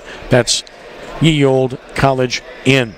Campo Better Living offers the top brands at the best prices, like Thermador, Bosch, Samsung, GE, Frigidaire, and more. Serving the Metro New Orleans area, visit Campo Better Living today at 3020 Clearview Parkway in Metairie, or go to CampoBetterLiving.com. Consolation matches continue here, and of course Brother Martin is pretty well on their way to the district championship here with a 246 to 203.5 edge over Holy Cross. Mac Brown getting the latest point, so a 42.5 point lead, insurmountable. Jesuit at 130 is third. Archbishop Shaw 83.5 fourth. Archbishop Rummel at 48 fifth, and John Curtis Christian sixth at 24. As we get Consolations going on the mat that we're watching right now. It's Brennan Eden of Archbishop Shaw against Hunter Thiesges of Archbishop Rummel at 220 pounds. Thiesges just starting. He hadn't wrestled, so not a lot of experience. Eden would be the favorite here. Thiesges, you saw him earlier. He was not bad. He actually competed decently. But again, when you haven't done this, it's a little bit of a different animal, to say the least. I mean, you've got to survive for 6 minutes out there and maintain a level of professionalism that's hard to do. Brennan Eden gets a takedown here for a 2-1 lead, and now has a chance for the pin on Thiesges pretty early on. Eden has him in a very, very compromised position here. No whistle yet. Period comes to a close, so you're going to get the exposure here near fall for the 3 points for Eden. So he takes a commanding lead in this one. This Consolations continue on both mats as we speak. Rummel has a couple of guys that just basically started. Andreas Denopoulos, another one at 195, although he's had some previous experience. When you look at Division II competition on the state level, right now it looks like Parkway, Turlings Catholic are in the prime position to contend for state championships. Division III level, I said Parkway, in great shape there. At Division III, St. Louis Catholic is in prime position to challenge Doasala, would appear. You never underestimate Bruley. And here's Eden with another exposure, and there it is. As he takes care of Thesgus. And again, when you haven't wrestled all year, conditioning's a part of it. You just don't have the opportunity or the ability to really withstand that type of onslaught. And a good job by Eden to get the pin for Archbishop Shaw to record points for the Eagles in that situation on the main mat here. And as mentioned, the other mat with Consolations going on as well. So they continue on here with the Consolations. We'll get another match here. Not a whole lot of these left, so winding down a little bit as we get back to the next match here, which is going to take place on the main mat here. And we'll be looking at Cyril Melville of Jesuit, Eric Bumgarden of John Curtis in the third place match at 285 pounds. And right away, a good job on the takedown. Points scored by Melville to put Jesuit in a good position here to take a 2-0 lead.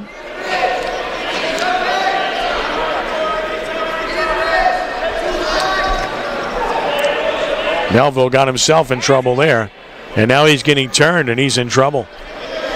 Bumgarden turning Melville, and he gets the pin. So tactical mistake by Melville, and Eric Bumgarden gets the pin for John Curtis Christian for the third place match at 285 pounds. So again, you make one mistake, especially in the upper weights, you get turned, and as I said before, you end up on the mat. You're not going to get out of it pretty much most of the time, and that was the case here.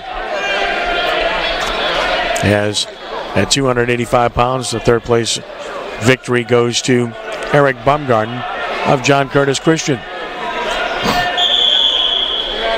The other mat, as we look over to our left, has Cole Biamonte of Holy Cross, John Drake of John Curtis Christian at 220 pounds as well.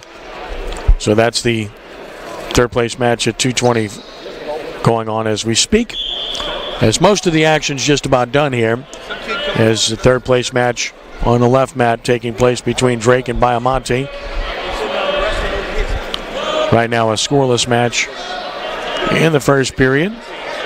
Biamonte of Holy Cross 29-10, Drake at 18-6 on the year. So both quite a bit of experience. The updated team totals: Brother Martin 252, Holy Cross 203.5.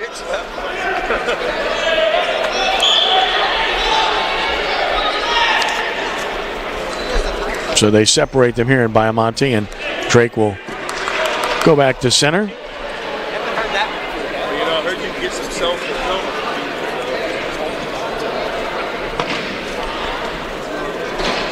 And this will be Drake in a down position, and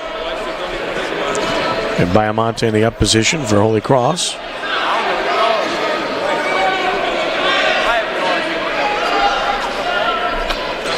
Still no score in this one in the first.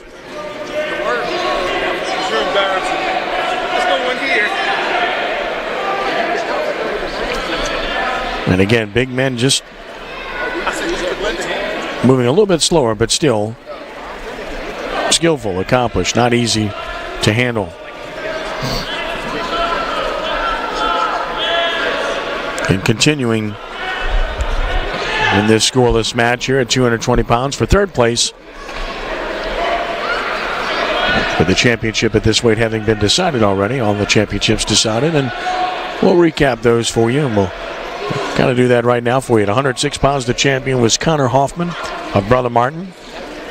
At 113 pounds, the champion was Stafford A.G. IV of Holy Cross, as we have a potential pin here, as Biamonte got Drake exposed momentarily, but then Drake spins out of it, but Biamonte takes the lead.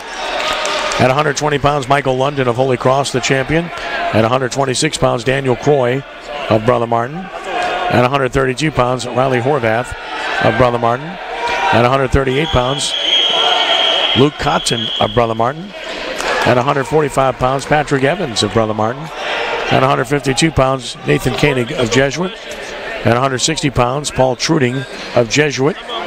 At 170 pounds, Eduardo Garcia of Archbishop Shaw.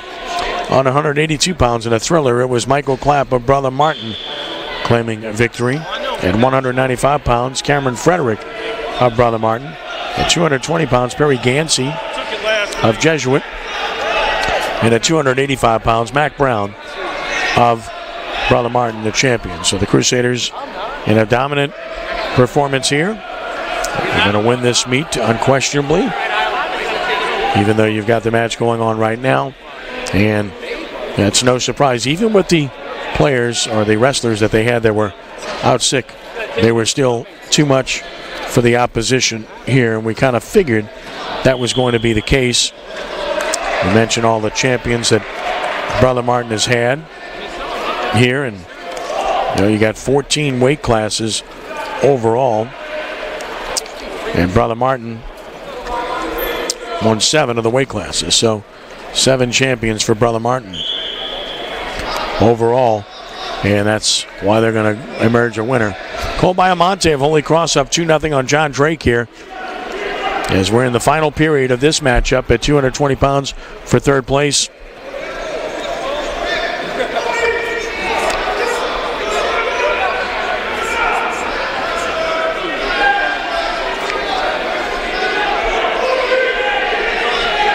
And there's an escape. So that gives him a 3-0 lead. So 3-0 now for Biamonte on Drake. Seemingly in good shape to claim third. Now he tries to get around, trying to get the two-pointer, and there it is. So it should be 5-0 now.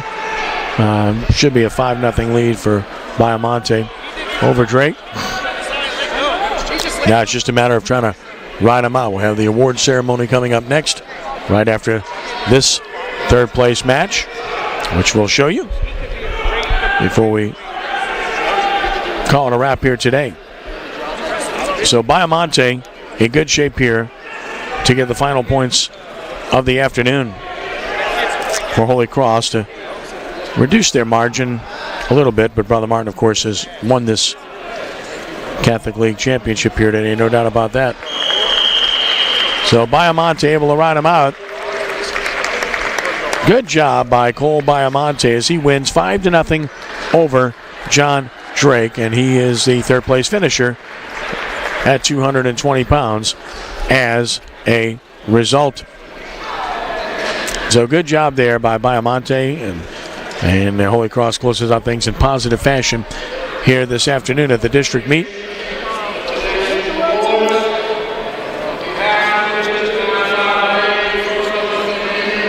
So now we'll that are taking place.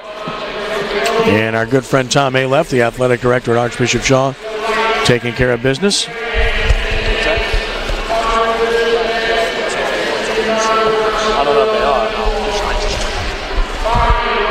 So again, we'll go over the individual winners, and then we'll call it a wrap for this afternoon. At 106 pounds, Connor Hoffman, Brother Martin. The second place, the 113-pound champion was Stafford A.G. IV of Holy Cross. At 120 pounds, Michael London of Holy Cross. At 126 pounds, Daniel Croy of Brother Martin. At 132 pounds, Riley Horvath of Brother Martin. At 138 pounds, Luke Cotton of Brother Martin. At 145 pounds, Patrick Evans of Brother Martin. At 152 pounds, Nathan Koenig of Jesuit. At 160 pounds, Paul Truding of Jesuit. At 170 pounds, Eduardo Garcia of Archbishop Shaw. At 182 pounds, Michael Clapp of Holy Cross. At 195 pounds, the winner was Cameron Frederick of Brother Martin. At 220 pounds, Perry Gansey of Jesuit. And at 285 pounds, Mac Brown of Brother Martin. Final team totals here. Brother Martin wins the district title with 252 points. Holy Cross with 203.5. Jesuit at 130. Archbishop Shaw 85.5. Archbishop Rummel 52. And John Curtis Christian with 30 points here in the Catholic League Championship meet. I want to remind you that at Campo Better Living, you get 6 months free financing and approvals are done in just 3 minutes. Go see Paul Klein today at Campo Better Living, 3020 Clearview Parkway in Metairie, or go to CampoBetterLiving.com. And once again, our thanks to Rockin' Bowl. Next Friday, kickoff Mardi Gras weekend with the Sounds of Karma at Rockin' Bowl, 3000 South Carrollton Avenue near Earhart. And if you want 5-star service from a financial institution you can trust, Hancock and Whitney Bank has you covered with nearly 200 locations across the Gulf South and products for businesses of all sizes.